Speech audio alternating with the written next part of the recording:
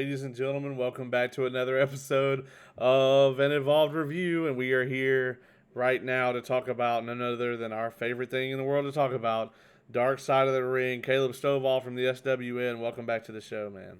Hey man, I'm excited. Well, I'm like this episode after I watched it. I have mixed feelings about talking about this, and Yeah, especially the way you teased me at the end there. Like I'm like, what do you know? we'll. Here's the thing about Dark Side of the Ring, man. It's like, okay, we originally based this podcast around it. Our listeners know us as the guys who will go in depth into Dark Side of the Ring. Yes. People have been asking about having the guests back. That's definitely something I want to do. But here's the thing: we record these things in the middle of the night. It's much harder to get a guest for that, so we'll work with it. Um, but the thing about this is, it's like it's almost never a fun topic, right? Someone No. either dies, is sexually assaulted, has their career or their life ruined, loses all of their money, or usually more than one of those things. Well, it is called Dark Side of the Ring. Right. It's the nitty gritty of pro wrestling, and it is, of course, it's the dark side of it. They're not gonna have your happy feel good moments on here most of the time. Mm-hmm. So that's kind of the problem. And at the end of this one, they did try to kind of have it in a bit of an upswing.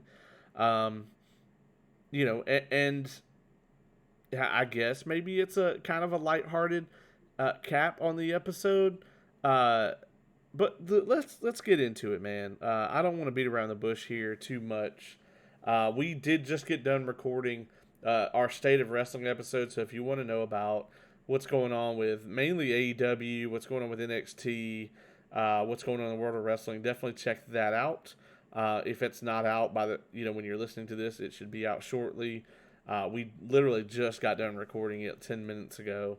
It's definitely a good one, but this man, I think this episode of Dark Side of the Ring has had the most real world impact out of everything that they've ever done. Um, and you were talking about, do you know something I don't know? And I don't think it's necessarily that. I don't have any sort of inside information here, but with everything that's come out of this, what I'm concerned about is how willing are people going to be after this to come on Dark Side of the Ring and talk? Because at one point in time, it's like, okay, this is considered the thing. If Dark Side of the Ring, if Vice calls me, I want to go on there. But are people going to be scared to come on here and talk about things candidly with all of the repercussions that have happened over Tommy Dreamer? And I'm not saying that he does not deserve those repercussions, because I 100% think he does deserve them. Yeah, I don't like. I get what he was trying to do, but it was the way that he said it and the way that he came off. And Jim Cornette talked about this a little bit too. Is like, okay, he didn't get to see um, the flight attendant. What's Heidi Doyle is her name? Yeah. He didn't get to see the flight attendant's like words. He didn't get to see what she said.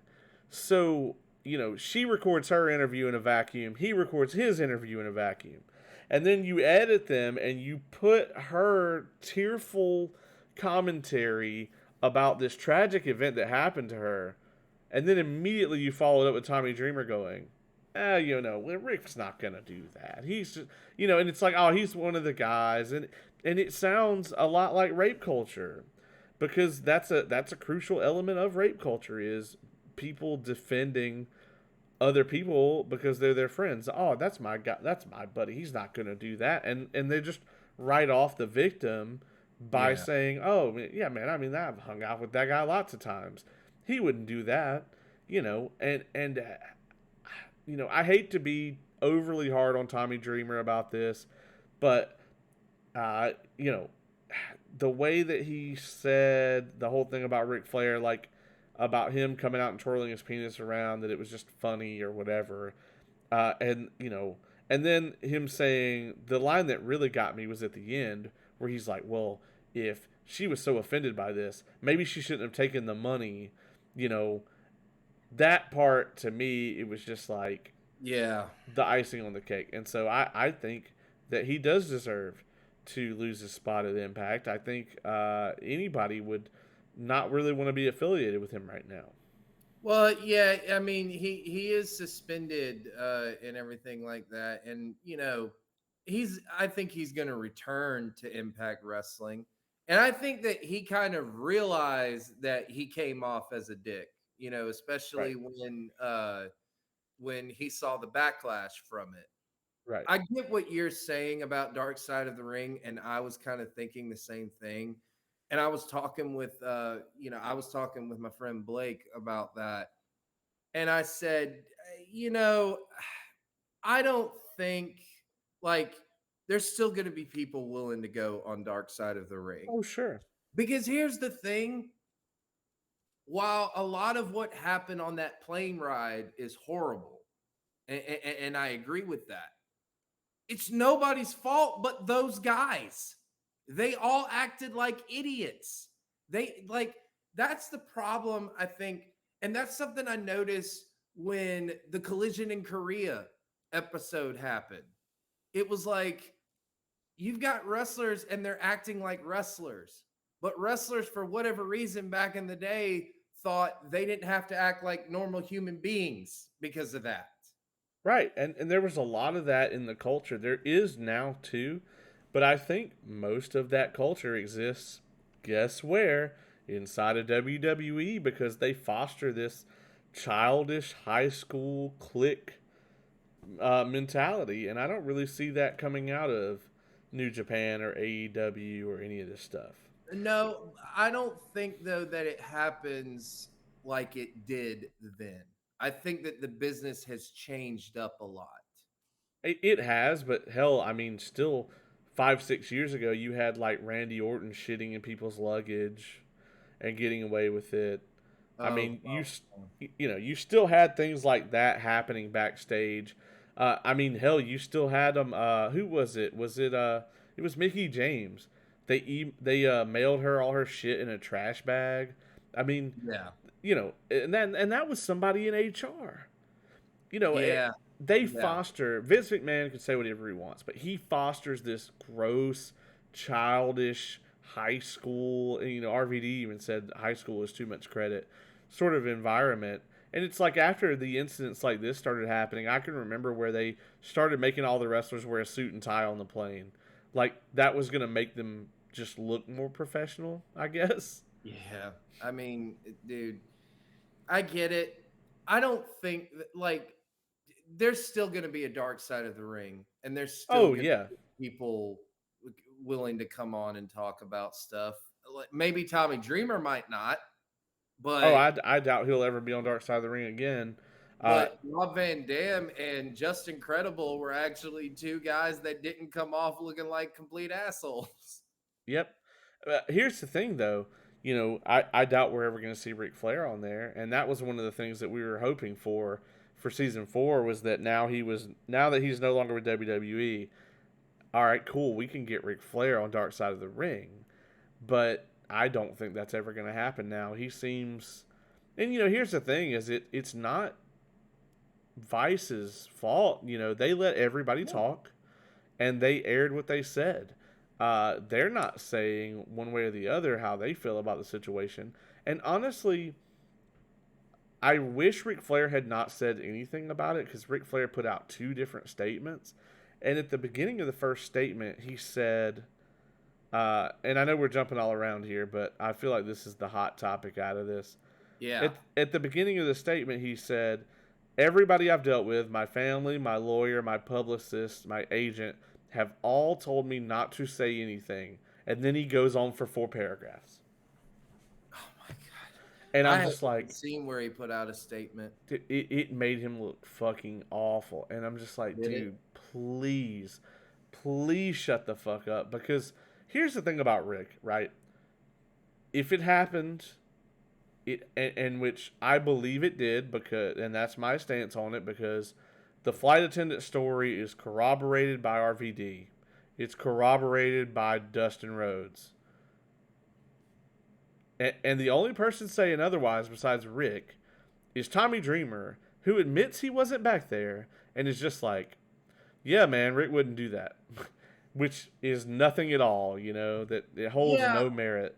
and again, the thing though, what I believe Dreamer is trying to say is he's trying to say like this should not tarnish Ric Flair's legacy, kind Right. of thing, And because and it's like, I agree with that if he had shut the fuck up about it. yeah, I agree. Maybe he didn't do himself any favors. Like the publicist probably was right. Like his agent and everything. Like he should have listened to them. Like don't say a word, because here's what will happen. It will just it will die down. If you don't say anything, it'll just die down, and just wait a couple of months. It'll be fine. But then you make a statement like that, and it's like, well, that's not good.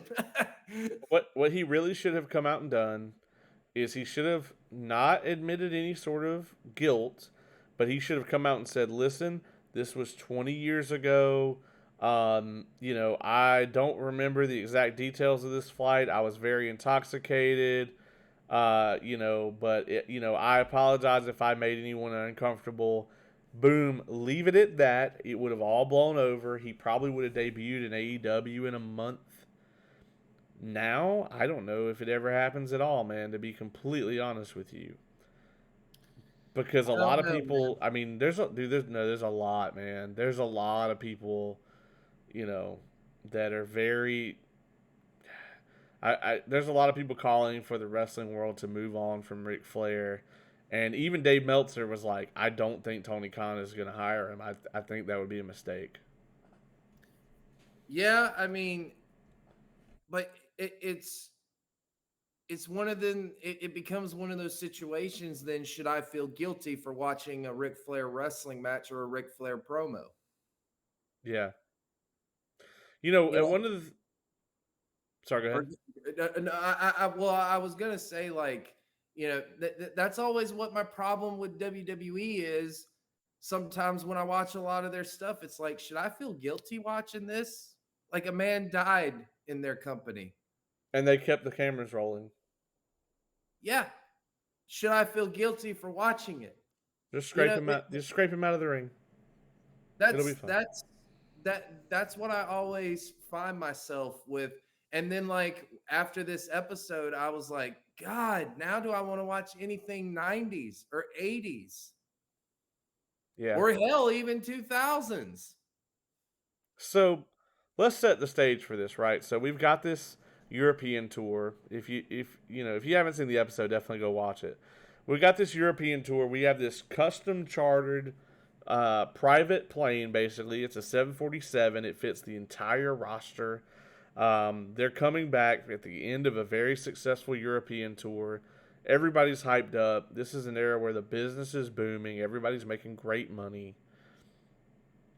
And there's a 7 hour delay on the tarmac. So you're thinking, I'm going to be home in 5, 6 hours.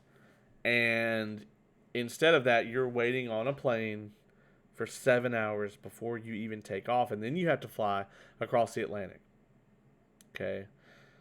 Um, the flight attendant on the episode said that they went through an entire cart of liquor Yeah. and then another and then another. That they had gone through 3 carts before the plane ever even took off. To the And point where they didn't even wait for them to serve it. They just got up and got started drinks. pouring it. Yeah, I mean, and the other thing too is she said that that's never happened ever. Yeah. That she's never seen anybody do that before or after. And you got to think about how much some of these sports teams probably drink. Yeah, that was my thought, and I did like, and it seems bad now that because he comes across so bad in the episode, but I did like how when she was describing it, she was like, okay, well, you're thinking of a layover. It's probably going to be like an hour or two at the most. And then Dreamer was like, well, what happened was we were delayed for over 7 hours. And I was Yeah. like, I was like, oh my God. Like, so And I get it, man. I've been on an hour delay on a plane, and it was fucking terrible. Now it was a commercial airline. I was not on a luxury, private plane or whatever. But you still, man, you don't want to be sitting anywhere set for 7 hours, especially in a foreign country where you can't get off the plane. That's not an option, and you're just stuck there. And plus, you're ready to get home after you've been on tour.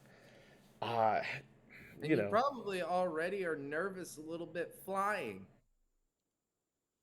yeah. I mean, And anytime someone says, oh, hey, the plane is delayed, you're thinking, well, then there's problems with the plane. And I don't necessarily want to get on that now. well, I think they knew it was a weather delay from Connecticut, so Well, yeah. that's fine. But either way, the shenanigans that went down. I mean, Oh you know, my God.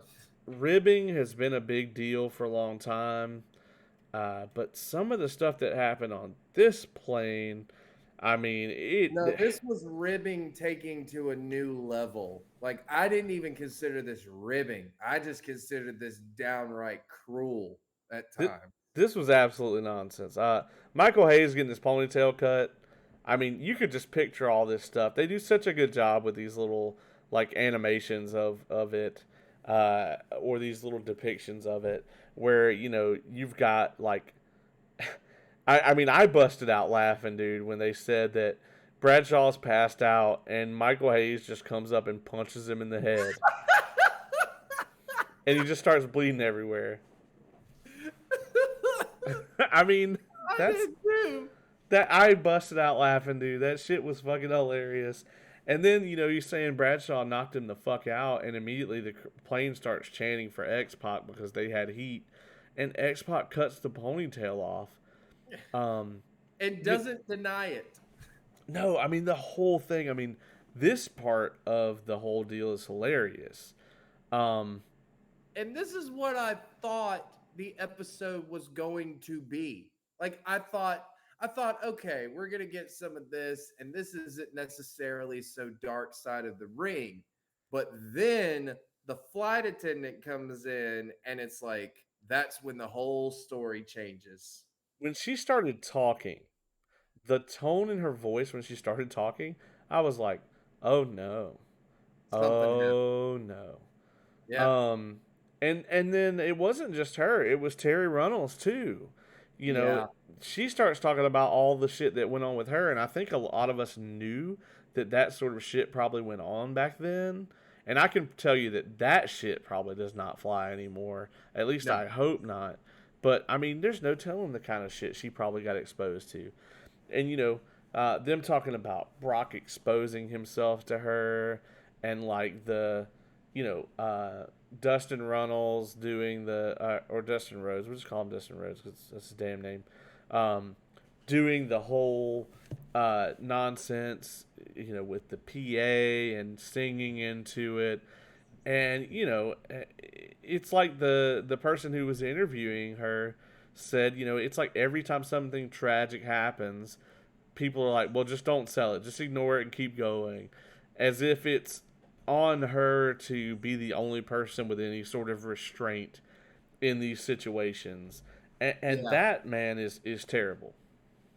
No, yeah, I completely agree. When I heard that, I was like, and I guess it's because Dustin just said don't sell it because it's like Brock is a top guy right now. And if you rat on him, they're not going to do anything for you.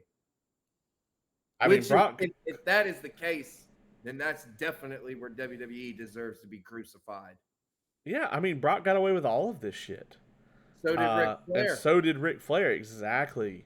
And if you look at some of the things that happened, dude, there were people that got fired Yeah. that did nowhere near as bad as shit No. as Rick did or as bad as Brock did. I mean, they fired Kurt Hennig. He's a goddamn legend. I guess because they think that he started it. But dude, okay, it's not like they shaved your eyebrow off or anything. They splatted some damn whipped cream or shaving cream on your head. You're gonna chase a dude through a plane, pick him up, and pop the emergency door at Oh my. 30,000 feet and break all kind of shit all over the plane over it. I mean, don't get me wrong. I think they both should have been held responsible, but it's just like this whole thing is madness. And you can tell that JR was losing his goddamn mind, both in the interview and when they were on this plane. Yeah, I even love his line, and it's even in the trailer, and it's in the opening of the episode. If I never talk about the fucking plane ride from hell, I will be so happy. Yeah. Uh, Was I'm he? sure this is a night he wishes he could forget. Well, and that was the thing. Like, Jr. didn't come across looking like a dick. He didn't know how to defend it. He wasn't trying to. He was like, I'm just telling you what happened. I can't defend though why this person didn't get fired or this person got fired. I was just told what to do. Right. Yeah, and I think JR was maybe even assuming too much responsibility for this cuz Vince was on the plane, dude. And this is a thing, they don't cover this in the episode. Because I guess they couldn't interview anyone who was up there. But this is the same plane ride where Vince McMahon decides that he can wrestle Kurt Angle. I was told that that was a different one. I know that that's what Bruce Pritchard said, unless you heard that from somewhere else. But No, I did, I heard it from somewhere else. Like, there's been several people that have come on and said that wasn't when he wrestled Kurt. from what I have read, it was on the same flight. But I if thought I heard that not, from Kurt Angle actually on his podcast.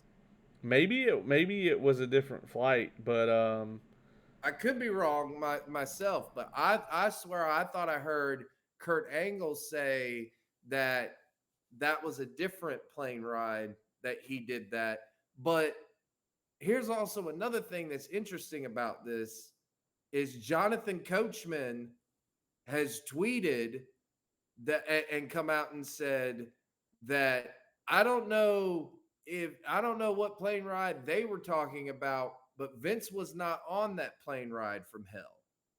And he says he maintains that because he was on the plane ride from hell. you know what? You know what I really think about all of this? I think that this sort of bullshit happened a lot. That they mix up their stories. That it happens so many times that several different people think, "Oh yeah, I was on the plane ride from hell." No, Not even, and it's not this same flight because it's weird to me that the Kurt and Undertaker and Vince thing would be on a different flight because it's like with all this shit going on this plane, how does Vince not? How is Vince not aware of all that going on? Vince yeah. had to have been doing something, and wrestling with Kurt Angle seems like something that would have kept him occupied. And you know that JR could not have said anything to either one of them. No, no, I mean, there's JR things was that helpless. able to do. Yeah, JR was helpless in the situation. He did what he could. Him telling Dustin Rhodes to chill the fuck out with the PA was one thing, but I could totally see the Kurt and Vince and Undertaker thing happening on this flight too. If it didn't happen on this flight and happened on another flight, then that reinforces my theory that hey, they had these wild ass plane rides and stuff No, often. and that's the thing. They've had several like one of the creators, Evan Husney.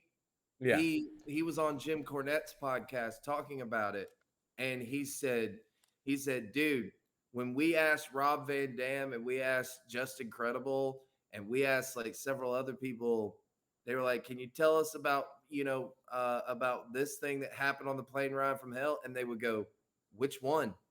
right, dude. RVD, man, some of the stuff he talked about, I loved how candid and open he was about it. I mean, he was straight up describing sexually assaulting people being a thing that happened where these guys would drop stuff in girls' drinks and things like that. And it's like, that's why they really had the Halcyons. They might have been taking them as well recreationally, but the main reason they would have had them was for stuff like that. And that Yeah. is just disgusting on every level. No, Um, I agree. When I heard that part of the episode, that's when I was like, "Oh my god!" But I'm not shocked at all, and I like how he didn't try to defend any of it. oh, Like hell no. he was just like, "Hey, man, I'm not telling you that I agree with it. I'm just telling you this is the way it was." Like, Yeah. you know, and RV and like we said, RVD was the guy who came off looking, everyone has more respect for RVD now than they ever did.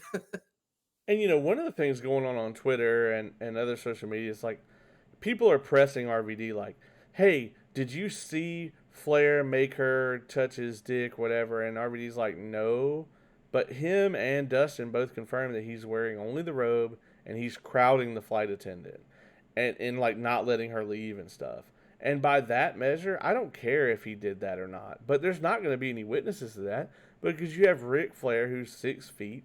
He's standing in a corner over this flight attendant in the back of the plane. There's nobody else in the direct vicinity. So if he did make her touch him, then no one was going to see that because he purposefully had everything blocked off. Yeah. So nobody's going to be like, "Oh, yeah, I saw him do that." But I don't care if he did it or not. Just the fact of him not letting her leave and crowding her in the corner while he's fucking basically butt ass naked is Yeah. unacceptable and gross. And once again, I'm not saying that Rick deserved outright without anything coming out of his mouth. I don't think he deserved outright to be canceled, quote unquote, for this today because of the length of time that it's been. But I mean, it was still a terrible thing to do, and it was still on WWE that they should have done something to him. But he was a big star, so it's a different set of rules. Yeah, and JR even said that at the end, like they asked him, why didn't Ric Flair get anything? And he said, good question. Yeah, You know, same reason Brock didn't. exactly. And here's the thing though, we've heard from Tony Schiavone on his podcast, like he would make jokes, about Flair doing the baby's arm, as he called it, like that was a regular occurrence. So if you knew Rick in the business, you knew he didn't mean anything, right? Right, This is a random person, though, who does right, not know who you are, does not watch wrestling, does not know the type of person you are. And she even said it, and I'm glad she said this part at least. Like she said, I don't think he was trying to rape me or anything like that. right, You know, he obviously was trying to be funny, but it didn't come across that way to her. right. It was And no probably one, the most horrific night of her career for her. well, no one consoled her. And that was the thing. I think like nobody, like JR or no one, and I'm not saying it was JR's fault or anything like that, but what I'm saying is like no one came up to her and be like, I'm so sorry for all of this. These guys, they're antsy, they get like this. There's been alcohol. We apologize. We're so sorry. No one did that. And I mean, honestly, it's a major fail on whoever their supervisor was, whoever was like in charge of those flight attendants, because they should have observed this stuff going on and done something about it. But it sounds like her and the other flight attendant that were on the lawsuit were just kind of left to deal with the plane, which I mean, this is like the worst plane ever to try to deal with. Yeah, can you say that one more time? You might have broken up on the internet there. Yeah, I'm just saying that whoever was in charge of the flight attendants Okay. really should have stepped in here because uh, it seems like the flight attendants were. It was just up to two of them to cover the whole plane. Yeah. and I think that was another thing. And I don't know if they necessarily did a good job of covering that necessarily, but I mean, it was something that shouldn't have happened, but it did, and nobody handled it well. Right. So, you know, I think I truly believe if she had gotten an apology, even, not necessarily even gotten money for it, like if she had just gotten an apology, maybe things would have been smoothed over a little bit. Yeah, But and and because there and was nothing done, and the company she worked for didn't want her to go public with it because, oh, we gotta, we can't have these big organizations thinking that, if they have, people doing, sexually offensive shit on the plane or drinking too much or whatever, that it's going to be on the news. They don't want to hurt business. They don't want to hurt the bottom line. Uh, yeah. and this is another thing too, is why Tommy Dreamer comes off as such a dick talking about maybe she shouldn't have taken the money. Is it's very clear that WWE, her employer, and her husband were all really pressuring her to take the settlement because they all didn't want it all coming out. Yeah, I agree. But I will say this for him, he has apologized since then. Who? Tommy Dreamer. Oh, I agree, and and I think the way he comes across in the interview, like I said, I think he deserves to get canceled. I don't I do think that he needs to look at his behavior and the way that he looks at situations like this.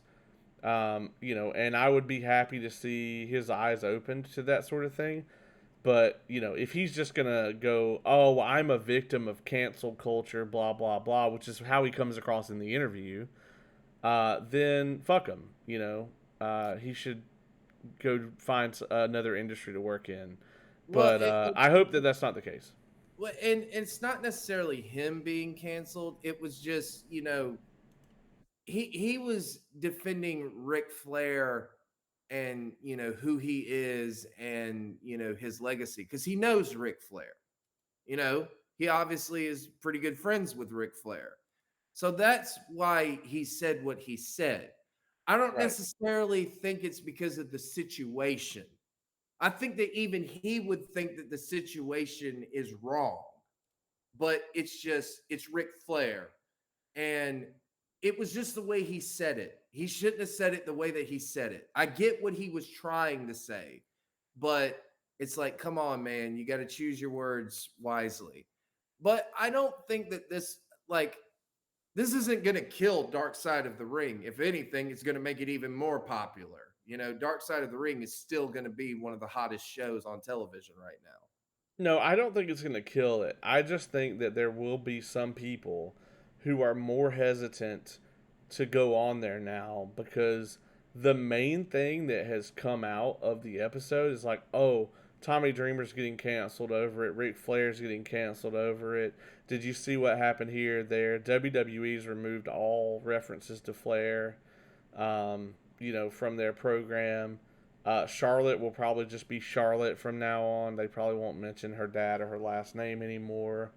Him debuting with AEW probably was supposed to happen as soon as this week. Um, and I Probably was supposed to happen at Grand Slam. yeah, so I think that's been delayed indefinitely. So I kind of I do think there will be people out there to be like, well, look what happened to Tommy Dreamer when he went on Dark Side of the Ring. I'm not gonna go on there, and I don't think we'll get Rick now, at least not for a long time. So, I'm not concerned about Dark Side of the Ring remaining on air, but I am concerned that some parties may not want to be completely open with them now after all of this backlash. And really, it's like if you have a shit opinion like that, you should probably keep it to yourself anyway. So I get it. I mean, yeah, I get it, but to me, I don't know. I think that there would still be people willing to go on Dark Side of the Ring. because I mean, there's a lot more people and there's a lot more stories and stuff like that. So they don't necessarily have to rely on Tommy Dreamer for Dark Side of the Ring, unless they do like an ECW episode or something like that they might need him for. But and I think, look, Tommy Dreamer's not going to get canceled. He's going to get suspended for a little bit from Impact Wrestling, and then he's going to be back in a few months. It's gonna. I don't want to say It's gonna oh blow over. It's gonna well. blow over. Well, I didn't want to say it like that because that makes it kind of seem insensitive, but it's not meant to come across that way. No, but we live in a society that has with a 72-hour news cycle. There can be a school shooting tomorrow, and in 2 weeks, no one will be talking about it. I mean, that's just how our culture is, unfortunately. Yeah, And the everyone's. next tragic thing will come along. Ric Flair, I haven't seen the Canyon episode, but it's not going to be good for Rick if they talk about him on that episode. They haven't. No, they haven't mentioned him on this episode. Because he called in not too long before Canyon killed himself. Um, he was on Howard Stern, and Rick called in and basically shit all over him while he was on air. And Canyon, after the interview, said that really like broke his spirit because Ric Flair was like somebody he had looked up to his entire life. Well, I don't know if I haven't gotten that far in the episode yet. Yeah, I don't So know if they'll cover it or not. I haven't seen any of it, but yeah, that's the reality of that situation too. It's like, well, hopefully they don't talk about Rick in that, but if they do, it's going to be some more bad news for him. But I just, and I agree with you. The show's going to be fine, but I think within the wrestling community, as far as like the actual wrestlers and the people that they have come on here, I do think we will see some hesitance from people to come on because this is the first time it's been, they got through 2.5 seasons, but now people are seeing some real world repercussions for what was said in these interviews, and it has kind of shook the wrestling world up. So I'm glad it's getting the attention that it's getting. I just think that, like I said, we will see some hesitance from a few people, but I think the show's going to be fine. yeah, the show's gonna be fine. You may see that. I don't know.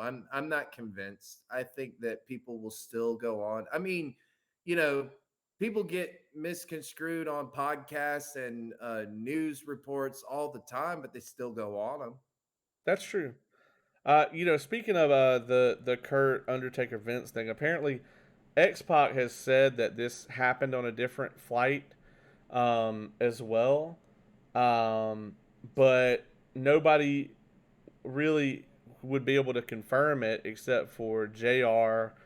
and then Angle and Vince and Taker or Linda, And I because that's who would have been up there. Well, and that's what I'm saying is I heard it on Kurt Angle's podcast that it was on a different flight. Right. But either way, I mean, I think the thing that this illustrates is that Vince was complicit in this behavior. And this doesn't really come through on the episode, but it's like Vince kind of encouraged this sort of frat boy bullshit. Um, and I think that he fosters it to this day. I think it's not as bad, but once again, it's embarrassing that Vince McMahon runs the company and is supposed to be taken as a businessman, but he's really doing all this childish shit. Oh yeah. I mean, look at the way he writes some storylines. Right. It's like it's like you intentionally do that to make your people look bad. And he was always on and on. It's been said a lot of times that if you have an angle or a joke that involves farting or puking or anything like that, that Vince McMahon thinks is the funniest thing in the world. Yeah.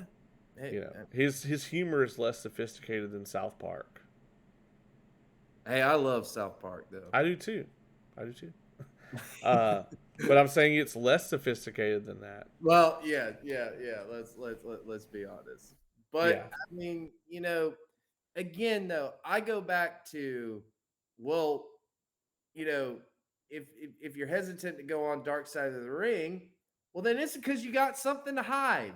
Right. Or you know that you're gonna let some shit slip out of your mouth that's gonna get you fucked up. Like again, this is why I agree with Jim Cornette when he talked about this episode. You know, if the talent comes across looking like assholes, it's their fault. They were the ones acting like this. Yes, you can say WWE helped encourage it, or not necessarily helped encourage it, but didn't really do anything to stop it. But that's how the talent. I mean, they did that. No one Yeah. twisted their arm and said, "Hey, go drink for 7 hours. Hey, go do drugs. Hey, go act like complete idiots on a plane." They all did that themselves. Yeah. So it's their fault. Yeah. I mean, Dustin Rhodes has since said that he was on pills really bad and alcohol. He was just Yeah, going through a rough time, and he struggled with addiction for a long time yeah. during this time of his life. And fortunately, he got better. Um, And speaking he of, didn't, and he didn't do anything egregious, as in like he didn't, he just messed with the PA system. He didn't expose himself to people, or he didn't threaten to lick their face. and if anything, he actually helped the flight attendant because he, told Flair to fuck off. Yeah. Um, however, let's talk about Scott Hall, and then we can wrap up. Uh, man, it's I was bad. tough. It's tough to see somebody having those sorts of issues. I mean, Scott's issues are well documented, and Yeah. it's good that he has kind of turned the page on that a bit. But the toll that it took on him, man, is evident to this day. I mean, when they inducted the NWO in the Hall of Fame, uh, Scott looked like he was like 85. No, yeah, I agree. And you know something? Here's the thing. He probably didn't even remember the plane ride from hell. He stated that he doesn't remember it at all. Yeah, like he doesn't remember talking to the flight attendant. Right. Yeah. And I believe him, but it's like you still allowed yourself to get that trashed on a flight and do something like that. I mean, you being drunk does not excuse it. I think he was more than drunk. I mean, he was just fucked up. But Yeah, I I mean, agree. dude, it again, it is what it is. Now I see why they started the season with this, because I thought this was going to be more. I thought it was going to be more in the middle or something like that, and then no, they hit this one like, well, not the start of the season, but the start of the second half of the season. Because it was, and I don't know if them, like when they were putting it together, realized, like, I don't know if the creators of the show, I don't know if they were like, this might rattle some cages on this one. I don't know what they thought was going to happen, but I it think definitely they had more talk. I think they knew it was going to be a big deal.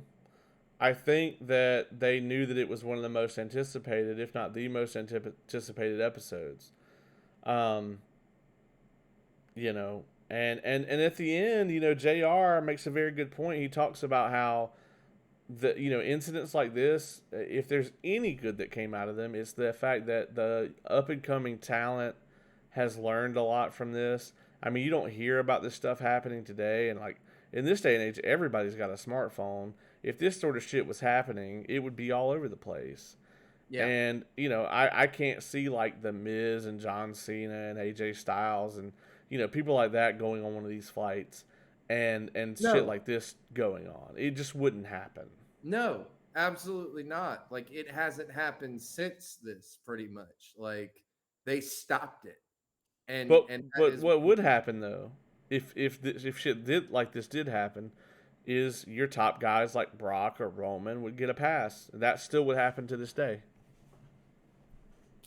Yeah, it is unfortunate. And in Dark Side of the Ring's defense, real quick, I don't think they thought that Ric Flair was going to get so-called canceled or Tommy Dreamer was going to receive that much backlash. I don't think so either, but here's the other thing is it's also not their job to worry about that. Like, Exactly. if It's they're going to maintain the integrity that they're known for and the reason that we all love the show, then they can't go in and go, oh, well, we're going to tone this down because it might make so and so look bad.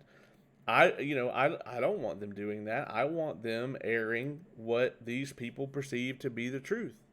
And they Eh, are going to continue to do that. I can tell you that right now because Yeah. they've even talked about it. They It said that like they are wrestling fans. And they're still wrestling fans to this day, but they have to at times when doing the show take their wrestling fandom out of it and be journalists. right, and it's not a situation where they need to tone anything down. And it's important to remember, Vice and Dark Side of the Ring, they are not telling you what to think. They're not condoning or condemning anything. They are simply asking the questions, and they're airing the results of those interviews, Yep. along with the information that they've either uncovered themselves or been given. Yeah, exactly. And that's the way it should be. Exactly. Well, man, I think we've about kind of filled out everything on this one. You got any final thoughts before we get out of here? I mean, the episode is what it is. It definitely, I had a lot of mixed feelings coming out of it because, again, I thought that this was going to be like a Herb Abrams type story where Right. it was going to have this crazy shit, but, it was kind of funny and lighthearted. And then, like I said, just the episode took a turn. And it really happened when the flight attendant showed up in the episode. And that's when and like, yeah, like you said, when you heard the trembles in her voice and everything like that, I was like, uh-oh, something bad has happened on this. So, yeah, it's an unfortunate situation. It is what it is. You know, and but I think everything will be cool. I'm not gonna. I'll tell you though, right now, I'm not gonna stop watching Ric Flair matches or segments from 1999 or 2000 just because of all of this. You know, like I'm just not. But I do agree that Rick should receive some backlash for this. Yeah, and here's the thing: is he should have received that backlash when this happened, Yeah, I and agree. not 20 years later. And that's probably my only concern with it. Um, but we'll see. I definitely know that the Chris Canyon episode is not going to be a happy, lighthearted episode. As a matter of fact, Oh I no. thought that they might end the season with this one because we know it's going to be tragic. But we will be right back here next week to review the Chris Canyon episode of Dark Side of the Ring. So we put out a doubleheader for you this week. Check out all of that content. Don't go anywhere. Like I said, we'll be right back next week with the Chris Canyon episode of Dark Side of the Ring. Caleb, man, thanks for joining me for this as always. Yeah, absolutely. And you already know right after the Chris Canyon, it's my favorite one. Is that the XWW? No, that's Or actually FMW first. oh, okay. There we go, man. Well, I know we are all looking forward to it. Thanks everybody for chipping in on this one. We are happy that Dark Side of the Ring season 3 continues. We'll be right back with it next week. This has been an Evolved Review.